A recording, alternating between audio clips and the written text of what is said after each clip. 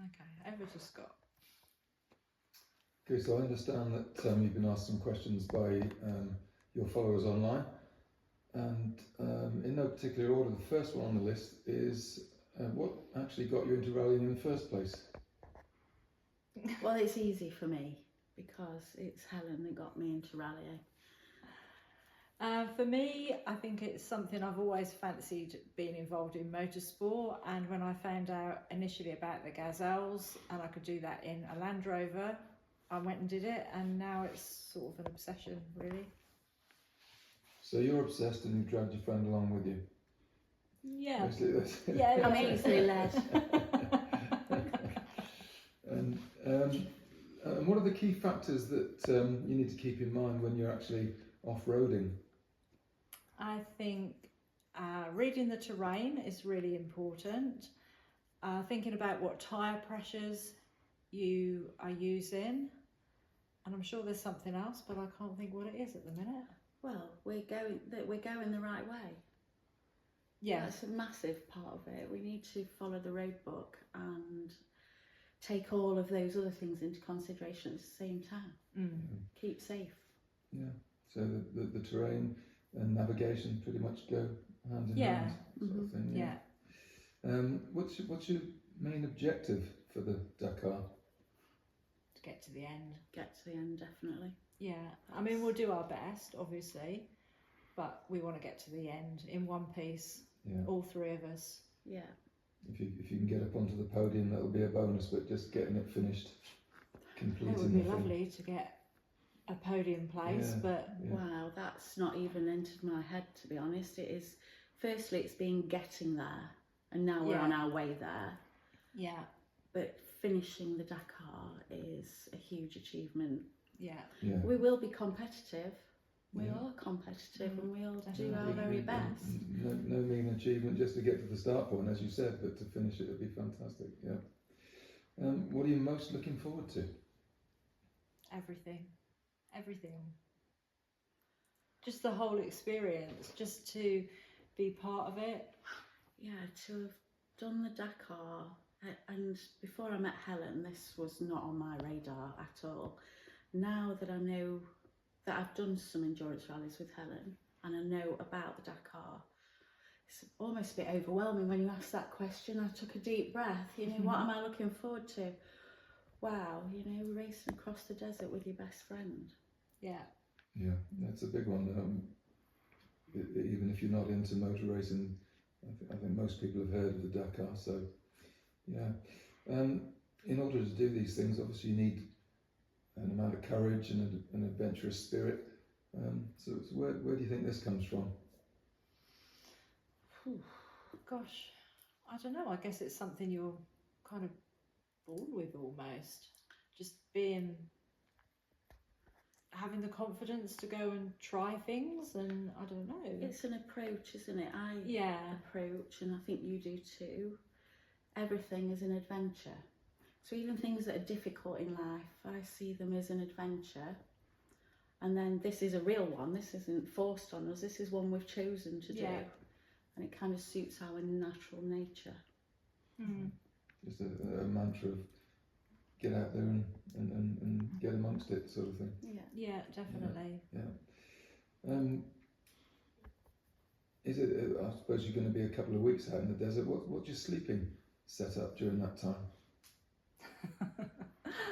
We're going to go full on Dakar spirit, and we're camping. Now, people who know me will know that I'm not a natural camper, but I'm actually kind of almost looking forward to it. Yeah, that's part of it.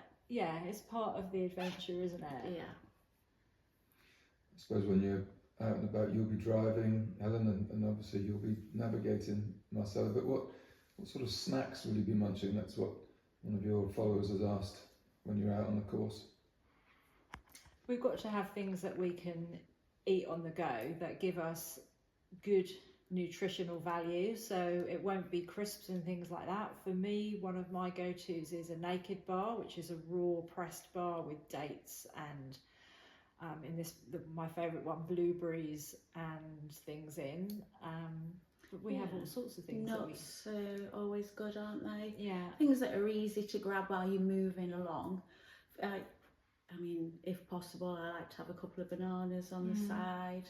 Fruit, we have those fruit pouches there. Yeah, That's something to look forward to. They're kind of baby food, really, aren't they? They But are. they're little fruit pouches. You take the top off, and it's like eating a piece of fruit, but it's mushed up, so it's quick and easy for us to get. On the last rally, we had. Remind me again. I always forget the name because we called them Woman Go, but they weren't Mango Go. But I wrote a WO on the front. Woman Go.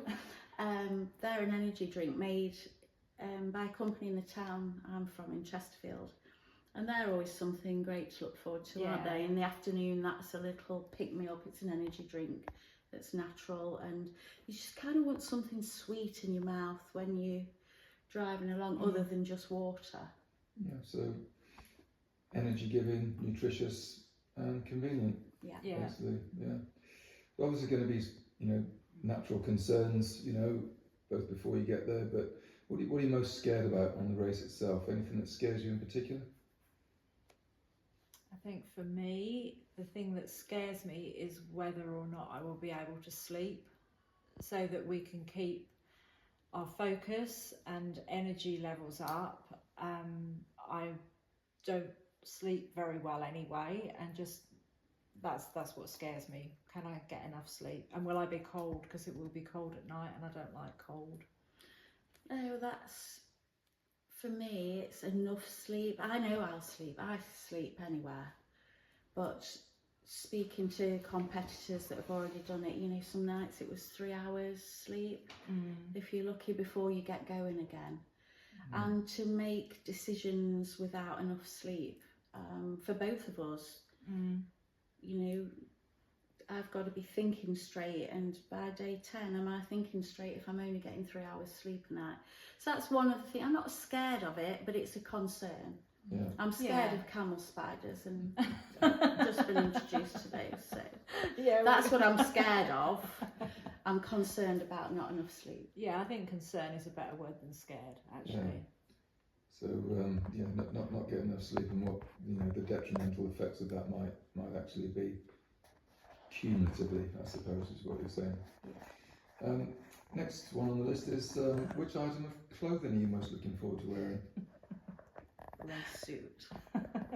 It's probably easier to say what we're least looking forward to wearing, and that would be the helmet. But for me, my favourite item of race clothing has got to be the boots. I just love little suede race boots, and I know that's really weird, but I'm really looking forward to wearing them. And we've got particularly nice race boots. We have got very nice race boots. They're red, and they're very cool. Yeah, I've seen those. Yeah, I agree. At night times, you end up into like a lager area called a bivouac, I understand. Is there anyone in particular you are hoping you might bump into?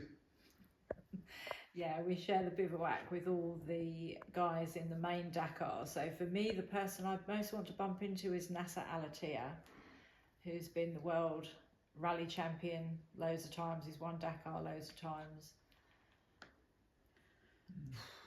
I have no idea, honestly. Helen knows these people. You're going to have to nudge me when I have to look excited. I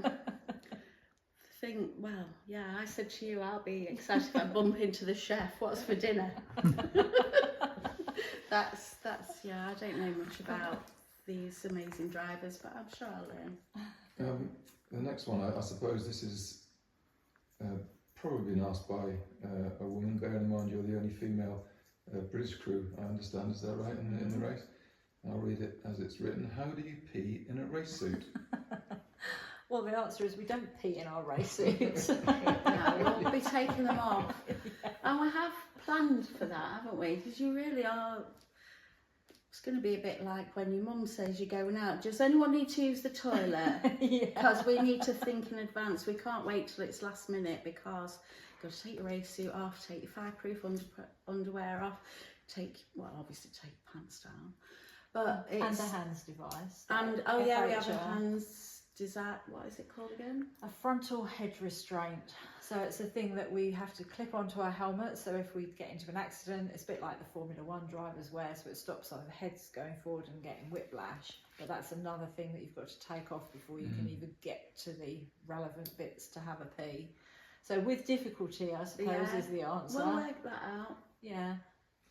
Yeah, so you obviously have to, weigh up the dangers of potential, dehydration with the fact that, the call of nature might actually, take a few minutes, I suppose, out of your schedule.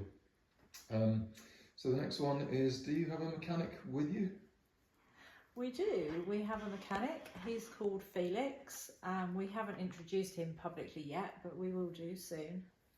So he's not actually in the vehicle with you?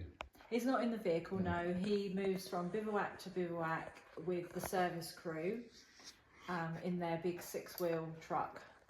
And so he'll be there waiting for us when we get back to sort Purdy out. Excellent. And another one, which I presume is asked by a lady. Have you picked your shade of lipstick out yet? Yeah, we tried it out at the Land Rover show, didn't we? Yeah. I can't remember what make it is. Mine is NYX, I think, and it's 24-hour lip stay. Nice one. So those So that it's are following red. online. It's red, yeah. It's red. Red, okay, red. Are there any disadvantages, apart from what we've already mentioned, to being an all-female team? I think one of the disadvantages is that no race gear is made for people with boobs. So that's been difficult to find things that fit round our chests. And hips, obviously, as well. That we had to spend a whole day choosing our seats, didn't we? Yeah. But apart from that, no, I don't think so. And which one of you is most likely to swear first? I think that'll be pretty equal. Yeah, I think that could be a 50-50 thing. It might even be simultaneous, you never know. Probably. We're trying not to swear right now. Toss of a coin then. Yeah. And how often do you expect you'll be able to get a shower? Hopefully every night, apart from the marathon stages, because there's full facilities in the bivouac, so we should be able to shower every night. But on the marathon stage, when we're out away from the facilities, it'll probably be wet wipes, won't it? Yeah, that's all right. And do that. Yeah, you're clearly very good friends. I understand you've known each other for a long time, but how does your friendship make you stronger as a team, would you say? Oh, well, spending 12 hours a day in a car with someone you don't know that very well as we know each other, is not easy. But we have a strength it's an energy that we combine. It's hard to explain it, but we're stronger together. It's like making one amazing person from two okay people. Oh, I think we're pretty amazing by ourselves. Fabulous. Boss and crew. Yeah. No, I think we've been through so much together. There's no, I don't know, there's no issue, there's no sort of competitiveness between us. We just... That's, good point. And also, we understand how the other person's feeling, what they might be thinking. We offer a lot of support to each other, because it's easy to do. There's no kind of, well, better not, all right. We can do that because we're comfortable together. Yeah. We can be honest with each other. I think that's a big thing as well, isn't it? Yeah, very. And we also appreciate the fact that we're able to do this as friends. Do you remember going across the Sahara together, just looking at each other and going, crikey, God, Who'd have thought when we first met we'd be doing this? Yeah, we used to make beef bourguignon and have a glass of wine, and here we are, racing. Yeah, and grow veg, headless tomatoes. So obviously the strength of friendship, the way that you understand each other, and the fact that you've done similar things before, which leads me on to the next question. Why the Dakar in particular now? Why not? It's because the biggest it's the biggest. and the best. Yeah. And the challenge Yeah. was laid down to us by the first male British team to do the race, and said, well, why can't women do it? And we said, yeah, why not? Yeah, exactly. Because it's there. Yeah. Because why not? It's the biggest and the most well known. Yeah, I and if suppose. you're going to do something, do the best you can. Yeah. Which actually leads me on to the next question, which is, what is your motto? How hard can it be? Yeah, absolutely. And it kind of always has been that. Yeah. It can't be that difficult. Yeah. How hard can it be? Well, that doesn't need to be expanded on anymore, I don't think. That's great. You should have that on a t-shirt. We should. And Instead we've got Dare to Live the Dream on the t-shirt. yeah. T-shirts are available, by the way. Contact us if you'd like one. Yeah. What happens if you get lost? Well, this lost is you're not really lost. You've just not followed the road book. You're still in an area. You know you're in an area. You're just not. The only reason you'd be lost is because you've read something wrong and you've gone off on a tangent, if you like. But you're never really lost because we are tracked for our safety. Lost to us is just, oh God, we've gone wrong. Right, okay, how do we get back on track? You know, that's about as lost as you get. Yeah, we're not doing a Mark Thatcher. No. Okay. And who makes the decisions, if anyone in particular does, in the car itself? I think it depends on what decision needs making, really. Yeah. In general terms, the co-driver calls the shots as far as where we go, what speed we go. But if there's things that require thinking about how the car's behaving, then that would be my call. Otherwise, but we kind of talk everything through together, really. We do, but you know the car inside out, and you are the driver. So if I say, okay, we've got some deep sand coming up, you'll make the decision which gear we're going to go in. Yeah. You know, in the car. So it's combined. We have to work together as a team and make decisions depending on what your job in the car is. Yeah. Yeah. Completely get that. It's obviously been by the time you get there, it's going to be the end of quite a long and involved and I'm sure at times stressful process with building the car in the first place, getting sponsorship and everything. But what's the main things that we're going through your mind actually on the start line itself? I think there'll be an element of, oh my God, this is stage one, here we go. This is it. But there's a lot of practical stuff as well, especially for you, isn't there? Yeah, I'm going back to what I was thinking on previous rallies, and we have something called a terror trip in front of you, which tells you how far the car's moved, and you use that all the time, and it must be on zero at the beginning, otherwise it puts all of your directions out. I think I must press it 3 times. Is it zeroed? Yeah, I just check. Is that on 0? Yeah. Okay, we'll check. Helen, just check the terror trip, will you? Because I can't. And then you're looking all the way down your road book. I know that Helen will see when they're saying go.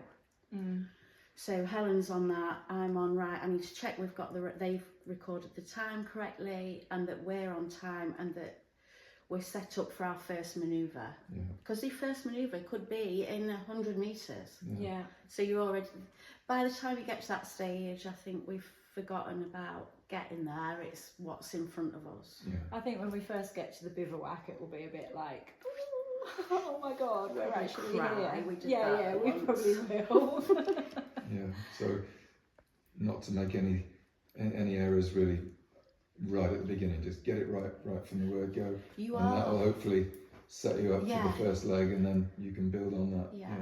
But you've got butterflies, haven't you? Yeah, when you definitely. Because you've seen the car in front leave, and you think, I right, think it's our turn next. we're next. Yeah. So yeah, just let's get going and not make any mistakes then, basically, I'm sure a lot of people have been thinking this, but the next question was, how can you be followed? I'm sure you've got a lot of people wishing you all the best. How can they follow you during the rally? There will be live tracking through the official Dakar website. It won't go live until the first stage, but then you'll be able to go on, and similar to things we've done before, you put in our team number, which we don't have yet, and then you'll be able to see us on the map. Yeah. When will you know that team number? Should be the beginning of December, I think. Okay, so people have got plenty of time to Yeah. find that. And Yeah, and those links will go out obviously yeah. before the tracking goes live, so everybody can follow that on. Yeah. Just a couple more now on the list as we get to the bottom of it. What are the biggest expenses, and what expenses might be surprising ones? The biggest expense is not so much the entry, it's the service side of it, which people don't sort of think about. They think that you've paid your entry and that's it, but we have to have the mechanic that we've already talked about. We have to have the service team to actually take the mechanic around and to take our stuff around.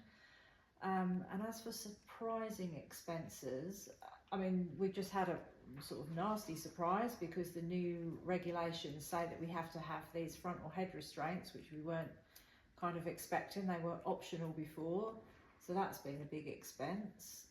And I mean, just to put, so people understand that expense, that was £1,000 each extra. But it's the price of safety, we can't not have them. No. Yeah. Which again leads on to the final question that we've got on this particular list, and that is, what is your total budget, and how much more do you estimate that you still need? Oh, it's like the elephant in the room question, isn't it? Budget. We don't like that question. Gosh, the total budget, which for us has been really starting from ground zero. So we've had to buy everything because everything's under FIA regulations. So we've had to buy race suits, fireproof underwear, helmets, like everything of our personal kit. We've built obviously a new car. She's not new, but we've built a car especially for Dakar. Plus we've already talked about the entry and the service costs and the mechanic. We've got flights, we've got insurance, we've got boxes to put our kit in. There's so many things, so the total budget is around about 100,000 for us. We do obviously have a car at the end of it, and how much have we got left to find? We just looked at the figures. It was around €10,000. Yeah, so I don't know what that is at today's exchange rate in pounds, but you've done a fantastic job of finding that, and we've had some great support too. We've had some fantastic support, which we're so grateful for, especially with building Purdy and getting our kit and stuff in place. And we're down to all the little things that don't seem to be very expensive now, but all of those little things, when you start adding them up, come to a sort of slightly scary figure. Yeah. So yeah, we've got, I would say, around 1/10 of our budget left to find for all of the little bits and pieces. The entry's done, we've got a mechanic, we've got a service team, it's just we've got all of our kit. It's all the little bits that we now need to get the photo pack, and also we need to get some cameras, because for everybody that follows us, they want to see what we're doing, so we haven't even addressed that yet. It's all little things like that, which, as I say, in themselves aren't massive amounts, but when you start putting all that together, so any help that we can get for the final push would be much appreciated. Yeah, fantastic. So it's just round the corner now. You're almost there. You've paid for the vehicle. You've got your start. You've paid for your entry fee and everything like that. But yeah, any more help will be graciously received. Well, that brings us to the end of that list of questions. I'm sure there'll be more coming in future weeks as you build up towards the race itself. But anything else you'd like to add before we close this little video clip? I think just to say thank you to everybody who's supported us, and that includes friends and family who are obviously living this journey with us. And yeah, excited. We won't let you down. Yeah, there's a lot of people out there excited for you. Marcella and Helen, thanks very much. We wish you all the best and look forward to your next video update. Thank you very much.